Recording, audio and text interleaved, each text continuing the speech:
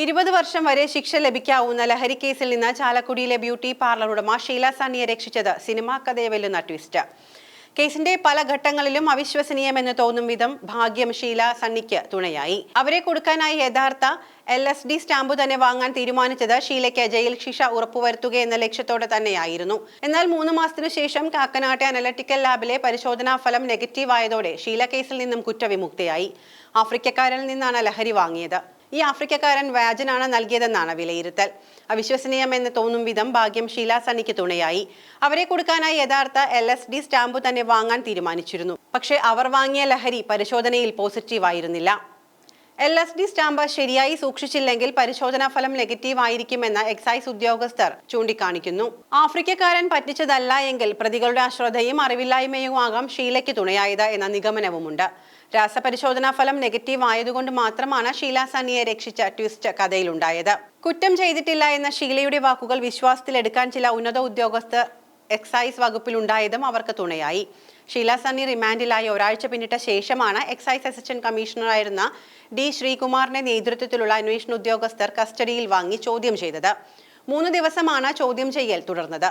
ഷീലയ്ക്ക് മയക്കുമരുന്നുമായി നേരിട്ട് ബന്ധമില്ല എന്ന് ആദ്യ ദിവസം തന്നെ ബോധ്യമായിരുന്നതായി ഇപ്പോൾ സർവീസിൽ നിന്ന് വിരമിച്ച D. ശ്രീകുമാർ പറഞ്ഞു. ഇക്കാര്യം കേസ് ഡയറിയിലും രേഖപ്പെടുത്തിയിട്ടുണ്ട്. എന്നാൽ ഇതിന് ബലം നൽകുന്ന തെളിവുകൾ അന്ന് ലഭിച്ചിരുന്നില്ല. രാസപരിശോധനാ ഫലം നെഗറ്റീവ് ആയതോടെ ഷീലയെ കുടുക്കിയവർക്കായുള്ള അന്വേഷണം എക്സൈസ് ഉദ്യോഗസ്ഥർ ഊർജിതമാക്കി. അങ്ങനെ LSD സ്റ്റാമ്പ് കേരളത്തിലെ ഒരു കേസിനെ നിർണായകമായി സ്വാധീനിച്ചുവെന്നതാണ് വസ്തുത.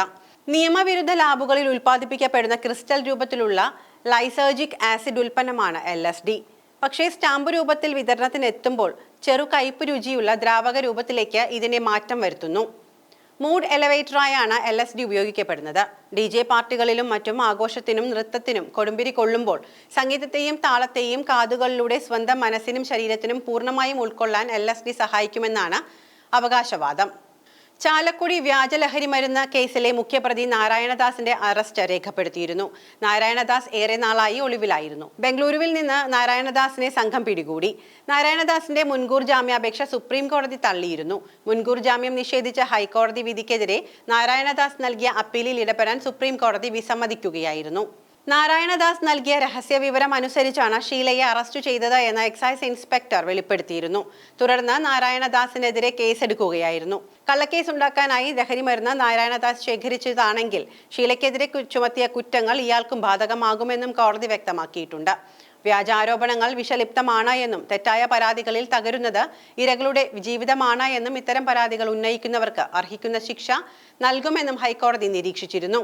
2023 മാർച്ച് 27-നാണ് ഷീല സണ്ണിയുടെ സ്കൂട്ടറിൽ നിന്ന് LSD സ്റ്റാമ്പുകളെന്ന് സംശയിക്കുന്ന 0.16 ഗ്രാം വസ്തുക്കൾ എക്സൈസ് പിടിച്ചെടുത്തത്. തുടർന്ന് ഇവർ 72 ദിവസം ജയിലിലാവുകയായിരുന്നു. എന്നാൽ രാസപരിശോധനയിൽ മയക്കുമരുന്ന് സാന്നിധ്യം കണ്ടെത്താനായില്ല. ഷീലയെ പ്രതിസ്ഥാനത്ത് നിന്നും ഒഴിവാക്കി. തുടർന്ന് കേസ് ഹൈക്കോടതി റദ്ദാക്കുകയായിരുന്നു. ഷീല സണ്ണിയും മരുമകളുമായും കുടുംബ തർക്കങ്ങൾ ഉണ്ടായിരുന്നു. ഷീലയെ കൊടുക്കാൻ മരുമകളുടെ സഹോദരി സുഹൃത്തായ നാരായണദാസിനെ ഉപയോഗിച്ചുവെന്നാണ് പ്രോസിക്യൂഷൻ കേസ്. ഷീലയുടെ മകൻ സംഗീതിന്റെ പങ്ക് അന്വേഷിക്കാനുള്ള നീക്കത്തിലാണ് ഇപ്പോൾ പോലീസ്. 2 തവണ ചോദ്യം ചെയ്യാൻ വിളിപ്പിച്ചെങ്കിലും സംഗീത് ഹാജരായിട്ടില്ല. ഇന്നലെ ഷീല സണ്ണിയുടെ മരുമകളുടെ സഹോദരി ലിവിയ ജോസിനെയും അന്വേഷണ സംഘം കേസിൽ പ്രതി ചേർത്തു. ഷീല സണ്ണിയുടെ സ്കൂട്ടറിൽ വ്യാജ LSD സ്റ്റാമ്പ് വെച്ചത് ലിവിയ ജോസ് ആണെന്ന് കഴിഞ്ഞ ദിവസം അറസ്റ്റിലായ നാരായണദാസ് വെളിപ്പെടുത്തിയിരുന്നു. പിന്നാലെയാണ് ലിവിയയെ പ്രതി ചേർത്തത്. പോലീസ് കോടതിയിൽ സമർപ്പിച്ച റിപ്പോർട്ടിലും ലിവിയയുടെ പേര് പരാമർശിക്കുന്നുണ്ട്. എന്നാൽ ലിവിയ ദുബായിലേക്ക് കടന്നിരിക്കുകയാണ്. ഇവരെ തിരിച്ചെത്തിക്കാനുള്ള ശ്രമം പോലീസ് ആരംഭിച്ചിട്ടുണ്ട്. ഇന്റർപോളിന്റെ സേവനം അറസ്റ്റിന് തേടും. സംഭവത്തിൽ എക്സൈസിന് വ്യാജ വിവരം നൽകിയത് മരുമകളുടെ സഹോദരി സുഹൃത്തായ തൃപ്പൂണിത്തുറ എരൂർ സ്വദേശി നാരായണദാസ് ആണെന്ന് കണ്ടെത്തിയിരുന്നു. എക്സൈസ് ക്രൈംബ്രാഞ്ച് നാരായണദാസിനെ അന്ന് കേസിൽ പ്രതി ചേർത്തിരുന്നു.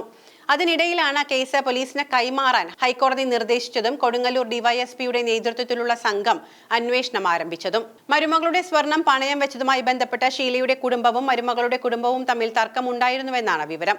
കടങ്ങൾ വീട്ടാനായി ഷീല സണ്ണി ഇറ്റലിയിലേക്ക് പോകാൻ ശ്രമം നടത്തിയപ്പോൾ സ്വർണത്തിന്റെ കാര്യത്തിൽ തീരുമാനമുണ്ടാകാതെയാണ് പോകുന്നത് എന്ന മരുമകളുടെ വീട്ടുകാർക്ക് പരാതിയുണ്ടായിരുന്നു. തനിക്ക് കൂടി അവകാശപ്പെട്ട സ്വത്ത് നഷ്ടമാകുമെന്ന ലിവിയയുടെ ചിന്തയാണ് വൈരാഗ്യത്തിന് കാരണമെന്നും പോലീസിന് സൂചന ലഭിച്ചു. ഷീലയുടെ യാത്ര മുടക്കാൻ ആസൂത്രണം ചെയ്ത് നടപ്പിലാക്കുകയായിരുന്നു ലഹരി കേസ്. പ്രതികൾക്ക് LSD സ്റ്റാമ്പ് തന്നെ വാങ്ങി ഒളിപ്പിക്കാൻ തോന്നിയതും ഷീലയുടെ ഭാഗ്യമായി വേണം കരുതാൻ.